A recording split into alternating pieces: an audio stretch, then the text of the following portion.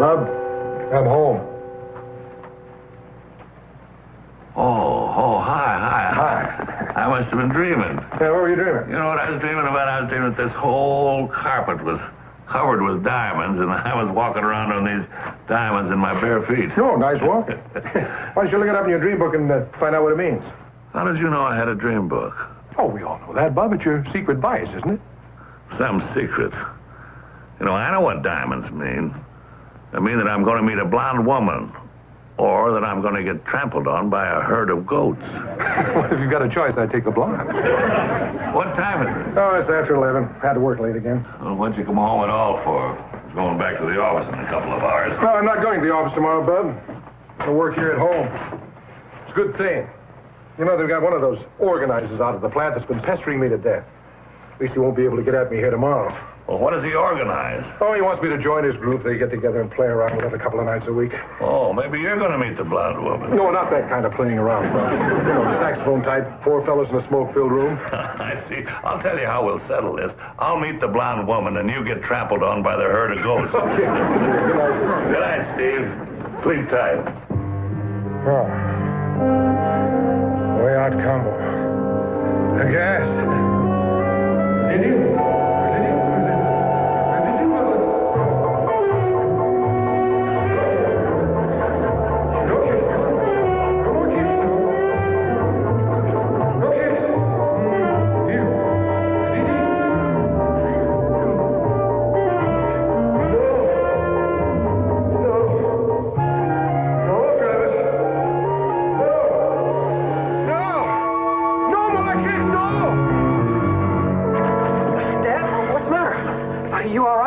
Yeah, I'm all right. Well, you were yelling, no more kicks. Oh, Oh, nightmare? yeah, I guess so. Dad, you okay? What's going on here? It's okay, you guys. Dad had a bad dream. Somebody was kicking him. I'm glad you hollered and woke me up. I was dreaming that there's 3 great big hairy sudsy fifers coming at me. It was worse than dreaming about girls. Okay. What was your dream about, Dad? Oh, I was being chased by a man all dressed in white. He had a long white beard. He was carrying a trumpet. Oh. You know, maybe we better check Bub's dream book. You know, Hank dreamed about a bear once, and a week later his aunt's house burnt down. Robbie, that dream book of Bub's is a lot of hocus pocus, and you know it. Well, I'm sorry I woke you fellas up. You better get back to bed so you can get up for school. Good night. Night, Dad. Night, Dad. Thanks for hollering, Dad. I see Sudsy every day. I can't stand when I have to see him at night, too. Turn the light out, will you, Mike? Yeah. Dad? Yeah, Mike. You know, a dream is a message from your subconscious. Mm-hmm. Well, maybe it wouldn't be a bad idea if we deciphered this dream.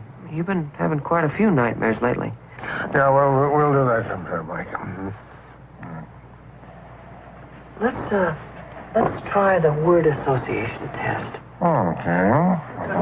I'll say a word, and you reply with the first word that comes into your mind. I say clock, and you say time. Clock. Mouse. Mouse. Ran up the clock. Child. Parent. Father. Son. Old. Shoe. Young. Loretta. Ready? Okay. We'll talk about it later. Night, Dad.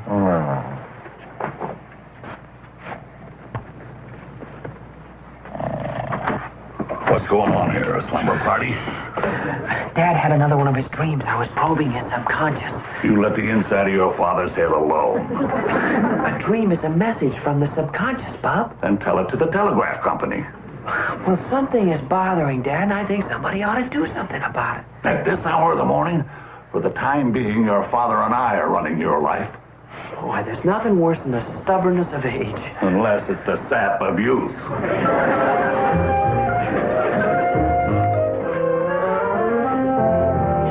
I'm worried about Dad. That dream has meaning. Dad's gonna meet good fortune. Bub looked it up in his dream book. Chip, that dream book is right straight out of the Middle Ages. Now, don't let Bub tell you any differently. What's that about my dream book? Really, Bub, you ought to quit filling Chip's head with superstition. Now, it's been scientifically proved that dreams reveal your inner self. They have absolutely nothing to do with fortune telling. For 2,000 years, people have been reading the fortune through dreams. And now suddenly it's all over just because you're going to college. Is that it, Charlie? Well, that's about the most archaic statement I've ever heard. Well, just remember you heard it here first. I think dreams are neat. I got one where I'm a captain of an ocean liner, and it sinks, and I'm flopping around the ocean all by myself. Well, what's so neat about that? The ocean's all butterscotch. Oh, boy, that's... I'll show you guys something. Bub, don't you understand? This book on dreams was written by a college professor, a Ph.D., a doctor of philosophy. And this book was written by an honest-to-gosh, genuine gypsy lady. The title of this book is Dream Symbolism, a message from the subconscious. And the title of this book is My Daily Dream Book, 400 Dreams That Shouldn't Go to Waste.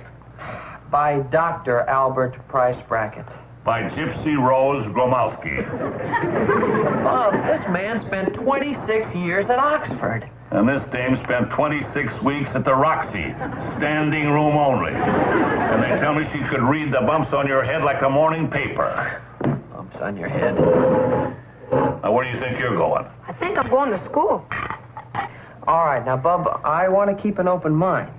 So, I remember a dream that I had a while back. Let me see if you can tell me what it means. I don't know if I should waste my time on an unbeliever.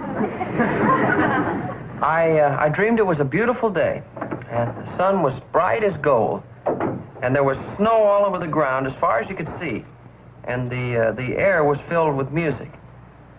Man, how come I always dream about real glamorous stuff like algebra? Sun means a woman. Hey, algebra is figures, and girls have figures, so maybe there's some... Bright sun means a tall woman. Now, here's snow. That means cotton. Tall cotton lady. Maybe it'll be a big nurse. Now, tall cotton lady. That makes a lot of sense. What about the music, Bub? Music is always ears. That's it? That's it. But, Bub, it doesn't make much sense. It'll make sense when the time comes. Tall lady, cotton ears. Tall cotton lady ears. Cotton lady, tall ears. Maybe you're going to meet a big female rabbit, Mike. Yeah, well, I'll have the lettuce ready. Well, let me tell you what my dream meant. Go ahead. When I had that dream, it was right after the big snowstorm. So it was sunny out, and yet there was still snow all over. As for the music, I left the radio on that night. Now, you see, it was all in my subconscious, and it just came out in the form of a dream. No magic, no hocus pocus, just plain old ordinary common sense. Yeah, well, I still say it's tall lady cotton ears. So don't come crying to me when it happens. Oh, wouldn't it be something if that was her? Yeah, Miss Cotton Ears? Why not? Well, answer it. Or are you afraid the book might be right?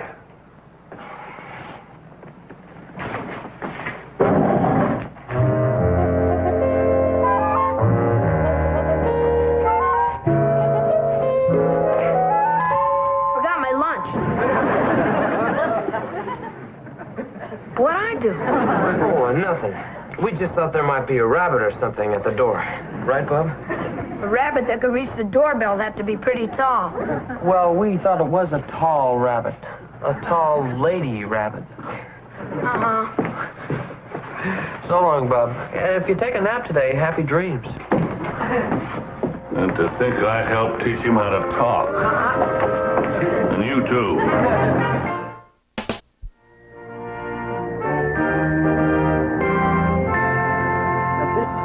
This friend of mine had a dream where he was running away.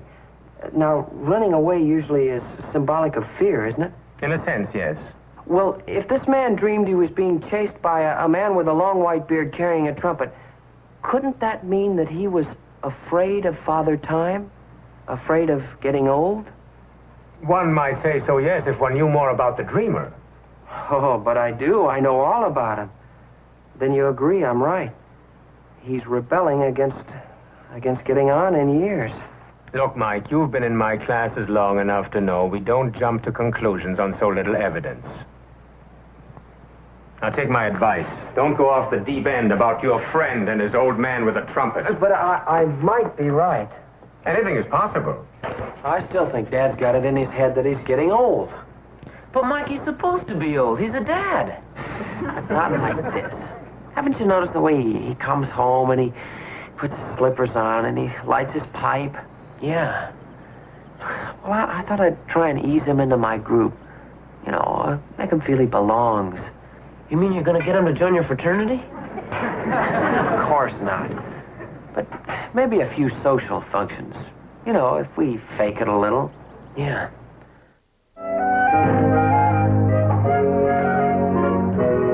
Hi, Dad. Hi, Mr. Douglas. Hi, Mr. Douglas. fellas. How about a little game of basketball? Basketball? Yeah, how about it? Well, thanks very much, fellas. Not right now. Oh, come on, Dad. There's only 3 of us. We need another man. You know, 2 on a side. Well, look, fellas, I haven't played basketball in... Well, why don't you find Robbie, hmm? Oh, he's too young, Mr. Douglas. We want somebody closer to our own age. Well, I would say Robbie's a little closer to your age than I am. Well, we can outmaneuver Robbie, Dad. We need you. Yeah, come on. Come on, Mr. Douglas. Well, might be fun at that. Well, sure it will. And later on, we'll drop in on one of the girls. Mike, what is this? Well, nothing. You're a young guy, Dad. You should keep in touch. Oh. Well, it's okay for the basketball, but count me out on that later on stuff. Hmm? I'll go get some tennis shoes on.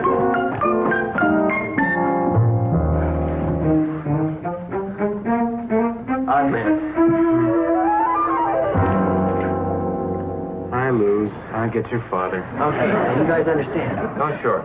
We take a break every 5 minutes so he can catch his breath. Man, no rough stuff.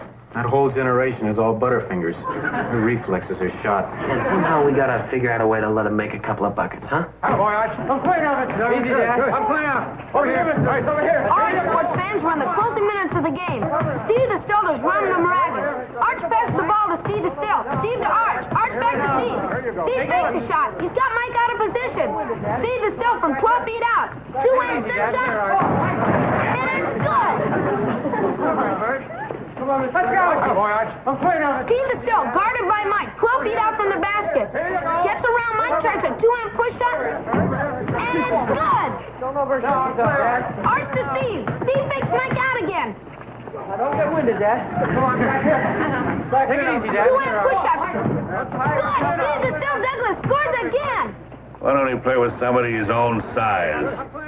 Next thing I know, he'll be rolling a hook. Yes, sir, fans. This has been one of the most exciting expeditions of heads-up basketball ever played here in Madison Square Gardens. 42-10. Uh-oh, game's over, folks. This is Chip Douglas signing off. Boy, Dan, you are great. 30 points. It was a team effort, Chipper. You won't be able to get out of bed in the morning. Dad, you feel all right? Oh, you know, I thought I might be a little out of shape, but I feel great. Just great. Glass of water, Mr. Douglas? Oh, no, thanks, Arch. Good game. I'm sorry if we were a little rough on you out there. It was fun, Bert. Hey, how come Dad's the only one not out of breath? Mr. Douglas, just how long are your arms anyway? Well, you know, Bert, I haven't measured them lately. Well, I better go and clean up. Here, take the ball. Oh, well, how long do you think it'll take you to get ready, Dad? Ready for what, Mike? Well, didn't we tell you? We're all going over to Polly Burke's house. She's a swell girl. Oh, well, thanks, Mike, but, well, it's very nice of you to ask me, but no. You'd be doing us a favor, Dad. Wouldn't you guys? Yeah, that's Right, right. Douglas. Tell me something, Mike. Why? Why what? Well, why am I suddenly a member of the Klan? I can understand the basketball, but I'm sure there haven't been too many times in the history of family relations when a son has asked his father to go to one of his parties. Well, we need you to play a couple of tunes. Yeah, Polly's 8 for trumpet. Saxophone. Saxophone. It just won't be a party unless you bring your sax, Dad. It wouldn't be a party at all, Mr. Douglas. That's right. Well, I'm very flattered, fellas, but I know how I would have felt when I was your age if somebody's father had showed up at one of our parties carrying a saxophone and a head full of out-of-date tunes. So, thanks anyway, and thanks for the game.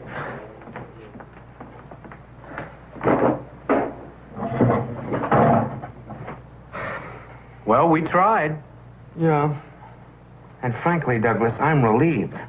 I wouldn't want to put Polly through a thing like your dad playing Dardanella or something. She'd get delicate nerve ends. Well, Dad's still going to a party. Only he won't have to leave the house.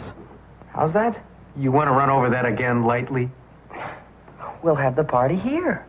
Oh, come on, Mike. You know, you're straining our friendship.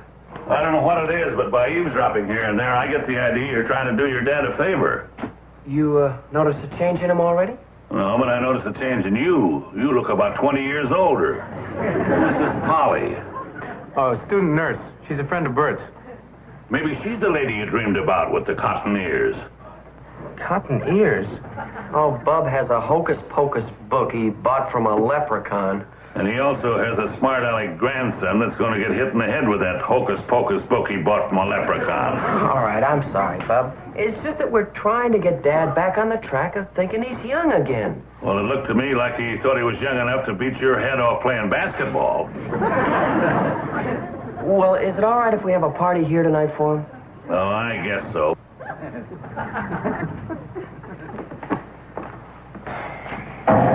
Well, look, every once in a while, Dad will take his sax out and play to the hi-fi, so we have no problem there. Bert, do you think you can get Polly to ask him to play? You couldn't very well refuse a girl. Sure. I can even get her to pretend she likes it.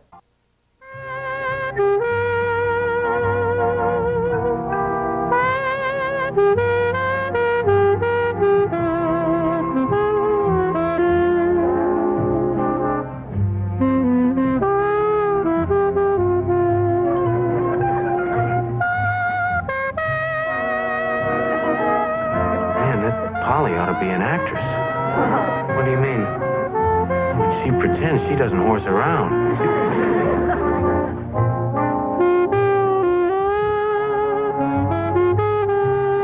Mike, you sure your dad thinks he's getting old? Absolutely sure. He plays that sax like it was a flute, and Polly was a cobra.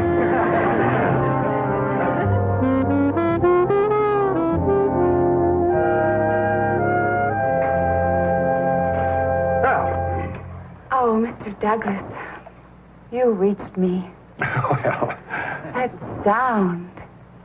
It's so knowing. well, thank you. You've lived. Yes, I've been around a while. I think I should have spent a little more of my time practicing. Hey, we better stop him before he destroys us. Mr. Douglas, would you say I was mature? Well, of course, maturity is a relative thing. Oh, I know. The medical profession matures a woman. But I'm only 22. 22. Well. Uh-huh. Would you play something else? Dreamy. There he goes again.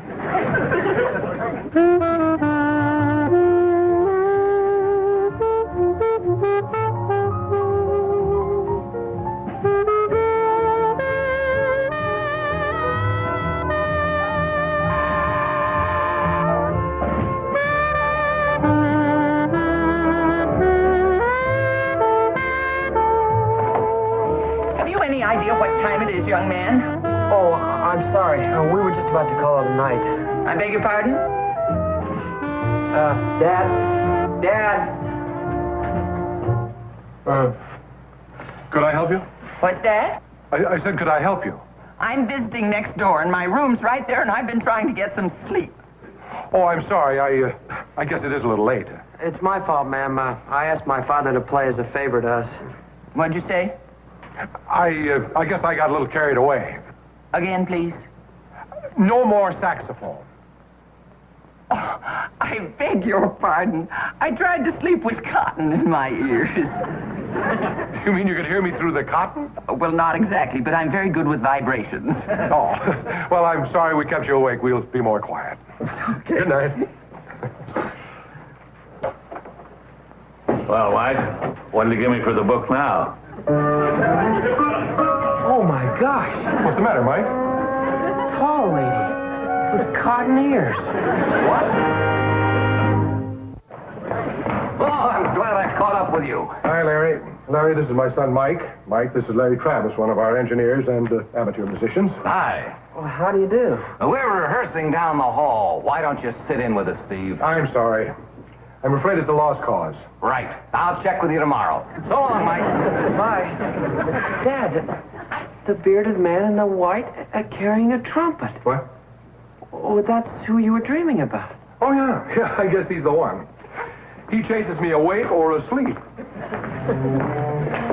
I just wish I knew how to convince him I don't want to join his combo. Well, don't ask me. I wouldn't want to interfere. Oh, it's just an academic question, Mike. I didn't expect you to come up with an answer. Dad, tell me something. How do you really feel about being your age? Well, Mike, you won't believe this, but most people my age wouldn't go back to being your age for anything in the world. There are too many uncertainties, too many heartaches, too little confidence. Boy, you can say that again. But thanks for trying anyway, Mike. You knew? I tried the same thing on my dad. I can remember his face when he turned up being the only grown-up in one of our weenie roasts. He must have been all of 35 at the